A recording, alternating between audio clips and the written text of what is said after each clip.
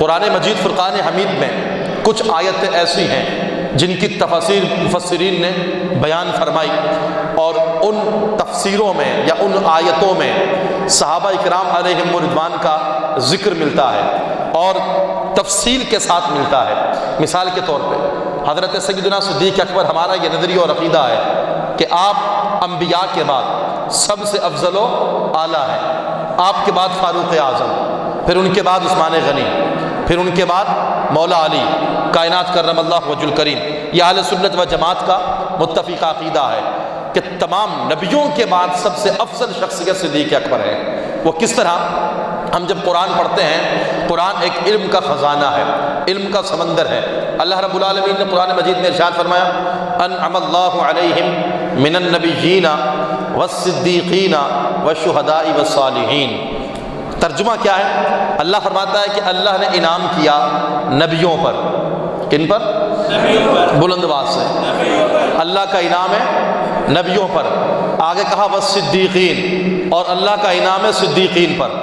آگے کہا اللہ کا انعام ہے شہداء پر۔ پھر آگے کہا کہ اللہ کا انعام ہے صالحین پر۔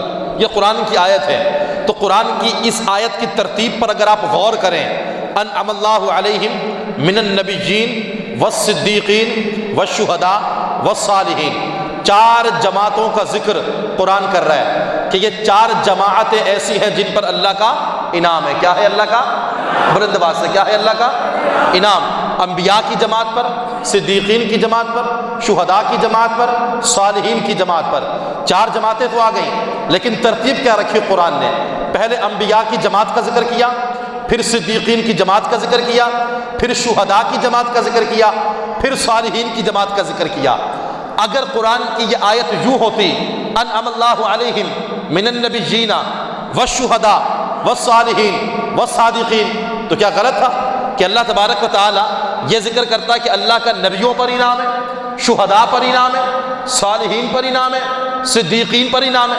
تو آیت تو یوں بھی ہو سکتی تھی کہ صدیقین جو دوسرے نمبر پر ذکر کیا اس جماعت کا، اللہ اس کا ذکر چوتھے نمبر پر کر دیتا یا تیسرے پر کر دیتا۔ نہیں، انبیاء کے بعد جس جماعت کا دوسرے نمبر پر ذکر کیا وہ جماعت صدیقین کی۔ کس کی جماعت ہے؟ صدیقین کی، جس سے یہ پتہ چلا کہ تمام جماعتوں میں افضل جو جماعت ہے وہ نبیوں کی جماعت ہے۔ کہیں سبحان اللہ۔ اور نبیوں کے بعد جو افضل جماعت ہے وہ صدیقین کی جماعت ہے، اور صدیقین کے بعد جو افضل جماعت ہے وہ شہداء کی جماعت ہے، اور شہداء کے بعد جو افضل جماعت ہے وہ صالحین کی جماعت ہے۔ تو انبیاء کی جماعت تو ہے ہی سب سے افضل و اعلیٰ، تو انبیاء کے بعد باری آتی ہے صدیقین کی جماعت کی، اور بالاتفاق تمام صدیقین کے جو سردار ہیں وہ سیدنا صدیق اکبر رضی اللہ تعالی عنہ کی ذات کریمہ۔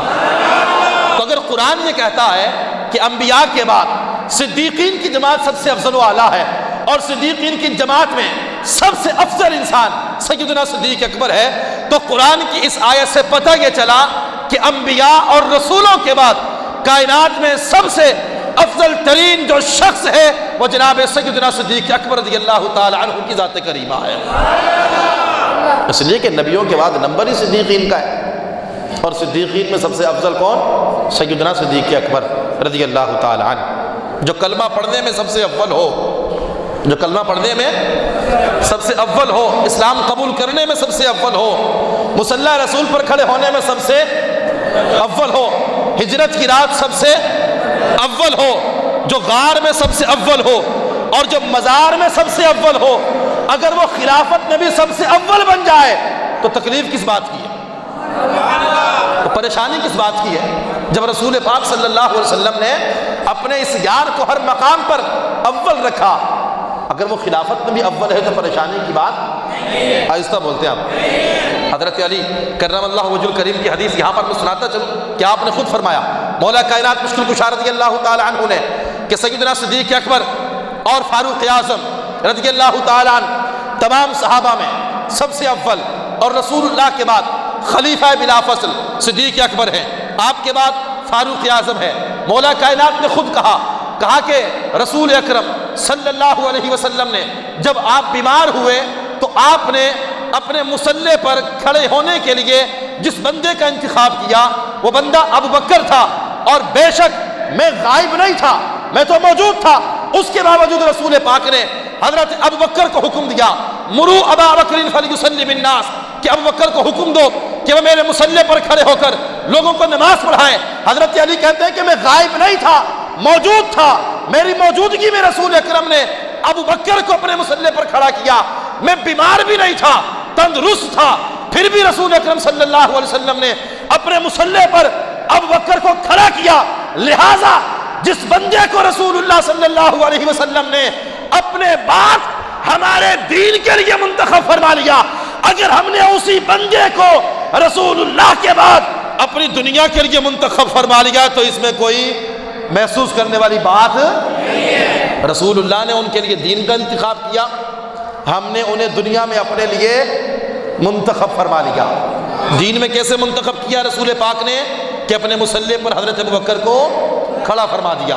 تو رسول اللہ نے جس بندے کے لیے دین میں اول ہونے کو مقدم رکھا، تو ہم نے تو رسول اللہ کی اسی بات کا خیال رکھتے ہوئے کہ تمام صحابہ میں یہ وہ شخص ہے کہ مذہب میں، دنیا دین کے معاملات میں رسول پاک نے جب انہیں اول رکھا ہے تو ہم اسی شخص کو دنیا کے معاملات میں بھی اول رکھ لیتے ہیں۔ تمام صحابہ نے سیدنا صدیق اکبر کی بیعت فرما لی۔